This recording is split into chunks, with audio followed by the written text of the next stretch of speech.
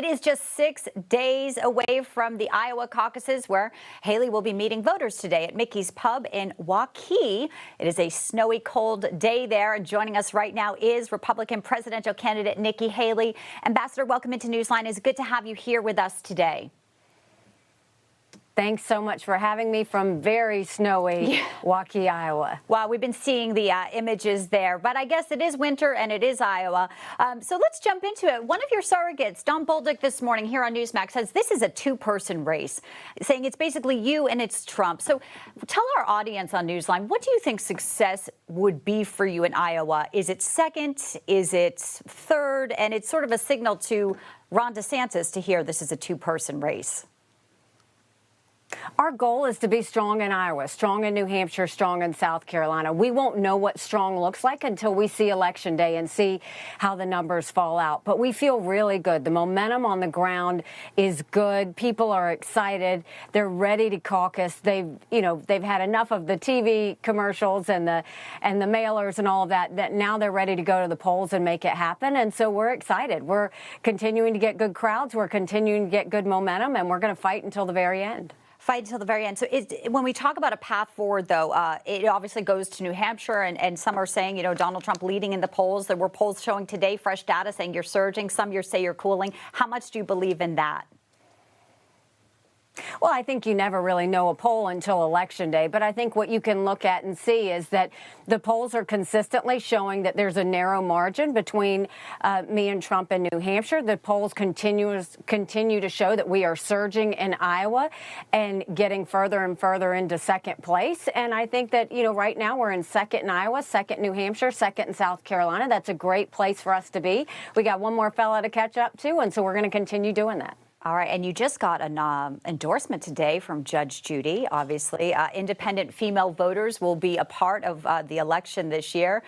Tell us about some of your endorsements. Obviously, on the ground in Iowa, DeSantis is using his endorsement for Kim Reynolds, Bob Vanderplaats, as some of the momentum he's hoping to gain with just 6 days to go. But you had Judge Judy today, and obviously the female voters are looking at you as the only female in the race here.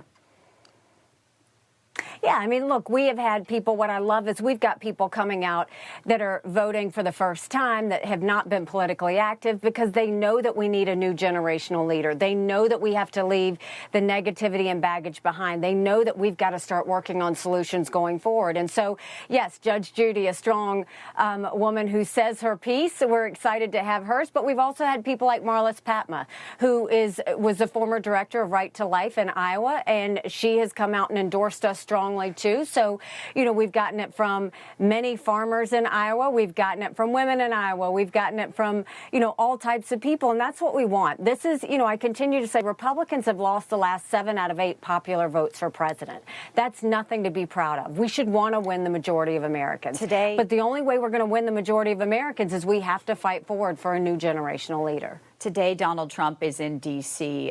For his immunity case in the appeals court there as your former boss. And you said you believe he should be left on the ballot. You've also said chaos just follows him. Is some of the chaos, though, not of his own causing? When you have people like a Secretary of State removing him from a ballot, does it take two to tango? Is there any sympathy for you for what you're seeing Donald Trump go through in some way as someone who once was your boss? Absolutely. I've said rightly or wrongly, chaos follows him. I mean, we've seen some of these cases have been incredibly political. We've seen other cases where, he can be his own worst enemy and he gets himself into trouble. Either way, chaos follows him. And, what I have said is he absolutely should be on the ballot. This is a door we never want to open because once you open this door, you can't close it. And we can't have other people deciding for us who should and shouldn't be on a ballot. I will defeat Donald Trump fair and square.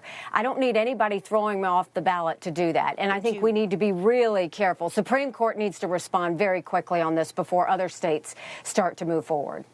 Would you pardon Donald Trump?